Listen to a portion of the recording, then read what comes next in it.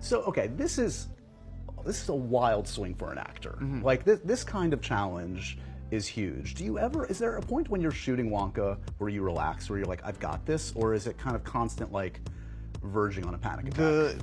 The studio is called Leavesden. It's like an hour outside of London, so the shoot in my memory is really in two halves. There was like everything we shot before there was a Christmas break and everything we shot after there was a Christmas break, and that was during COVID Omicron in December. Right. Sort of contextualize it. So after that, everything was so shut down in London.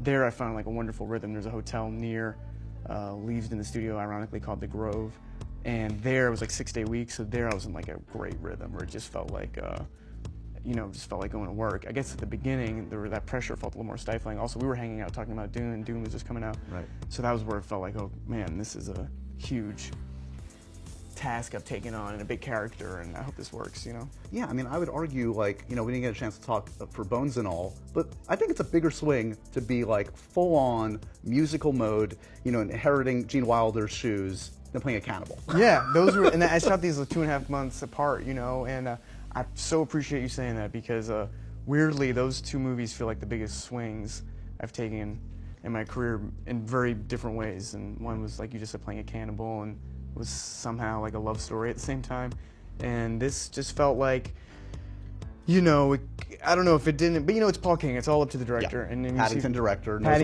knows what he's doing, and somehow makes family movies that are family movies, but as much are excellent. It's funny. I remember one of our brief conversations. We talked about how in school you would never get the musical. Like you always tried to get the musical lead. Right. So is this just really expensive therapy? You did it. Exactly. You got your lead in a Wonka movie. This was like really cathartic, expensive, time-intensive therapy. Yeah, it was in some way. I mean, this is. Without taking anything away from the film or my performance, I think to do it on Broadway, to do it live 8 times a week, that's really another task. I got to do pre-records, and I was wonderfully supported.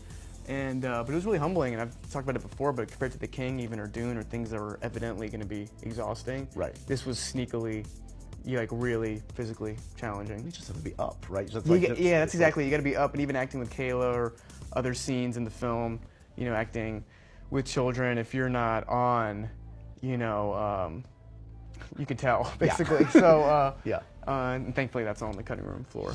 Yeah. I don't believe there's a tape where you're not on. Yeah. But do you feel exposed when you're like singing, and you're singing in front of like would you rather sing in front of 200 extras, singing and dancing, or like in a room, like an intimate scene with like 3 people in a room? Both were challenging in their own way, but both sort of equally.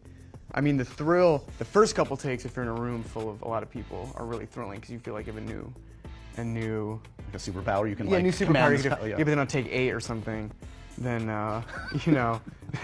people, you feel like, oh god, are people getting bored with? Yeah, see the crew guy like. Yeah, exactly. Lunch. Also, when you do shoot at Leavesden, speaking of the crews are amazing in England, and they're probably the best in the world. But there's so many high quality productions that come through there, that you ain't shit, to put it plainly, like in your production, so. But to that point, yes, if some numbers are supposed to be fantastical, or maybe this is too insider baseball, but that's kind of how it was. And the intimate stuff probably felt more. The best musical theater advice I ever got was just acting on pitch. That's good for any actor or any person that doesn't really consider themselves a singer. Right. If you're acting, just acting on pitch. And these songs, this is not like a hard-edged musical. This is more like a movie with songs. Sure. And that the songs really only kick in when the acting can no longer accomplish what a song would accomplish, as opposed to, really a musical. Everything's sung through the entire way. Exactly. What was your idea of like a musical theater leading man when you were growing up? Like, did you I don't know, I mean, like back, like I'm doing the math, was Glee on? Were you like into that stuff? Interesting. I mean, great question. High School Musical? Yeah, I guess that was really what I grew up with. Like, did you see like Broadway musicals that really informed you? Because my mom worked for the acting union for Equity, so I saw a lot of great stuff growing up. I mean, Hair comes to mind now. Yeah. Gypsy, Billy Elliot. Okay, so you get this gig. You know what kind of undertaking it's going to be. You have a friend and a resource that knows this stuff pretty well, Zendaya. Yeah, absolutely. Did you talk to her about it? Yeah, I did, because of The Greatest Showman, and which she had a great experience on. Also, Rebecca Ferguson is in The Greatest Showman, and just about fully throwing yourself into a project of a certain tone. That tone just being very generous and heartfelt, and yeah, weirdly like bones and all, and they're all, even if it's a cannibal movie, there's like a very grounded quality to it. I guess that's the conceit almost. Or even Dune, that takes place 8,000 years in the future, but the acting or that's why it works. The humanism is whatever is natural. Like, is the secret sauce just commitment? Just Yeah, like, absolutely. Just, you can't do this half-assed. You can't do 60%. Absolutely. That's where I felt like back to the drawing board, like in Harry Schiffman, my high school teacher, kind of in my ear, if I wasn't committed in a scene, or if he felt like I was trying to wink my way through it or something, for lack of a better expression, and then he would come down hard on me. So that was the same thing here. Like, that's my point about, you know, acting with Kayla or with kids. If you're not fully committed, that's what was even great about the screening we just did. I don't know, it's like, you know, how pompous or arrogant to think otherwise, as far as like, if you're not fully committed, then why should anybody even, you know.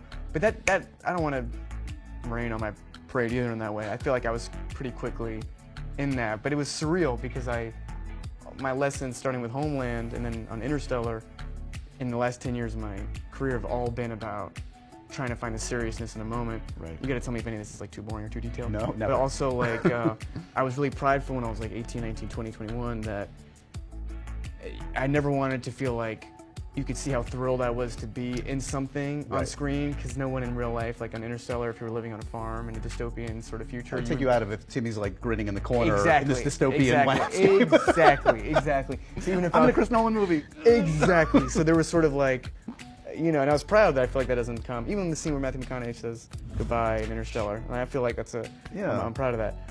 And here was the inverse, where I could sort of free up and be as thrilled as a young man would be playing Willy Wonka, or how Willy Wonka would be feeling in these scenes. But that wasn't evident. It was really it was like against learning, all these instincts that you've like been like bringing up. It was strange at first.